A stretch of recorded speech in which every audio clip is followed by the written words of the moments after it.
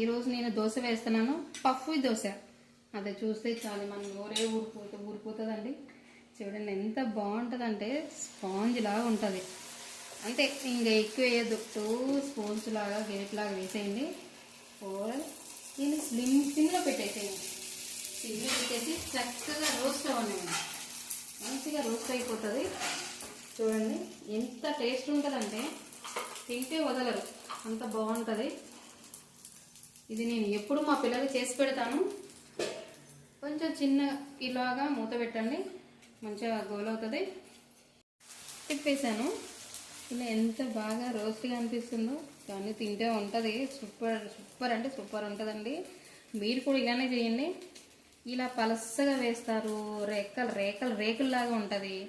అలాగన్నా ఇది బాగుంటుంది. చూడండి ఎంత బాగుంటుందంటే ఒకసారి వేయి చూడండి, నేను చెప్తున్నానుగా మీకు.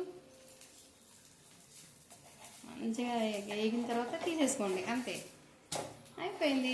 పప్పు దోశ రెడీ. వా అయిపోయింది పప్పు దోశ. మీరు సర్వ్ చేసుకుని ఏ చట్నీ ఏదో చేసినా, పల్లీల చట్నీ అవ్వండి, టమాటా చట్నీ అవ్వండి, ఆవకాయ పచ్చడి గుజ్జు అవనివ్వండి, ఏదైనా సరే తినేయచ్చు, ఏం పర్వాలా. సూపర్ ఉంటుంది. ఓకే, షేర్ చేయండి ఫ్రెండ్స్, లైక్ చేయండి, షేర్ చేయండి, కామెంట్ చేయండి.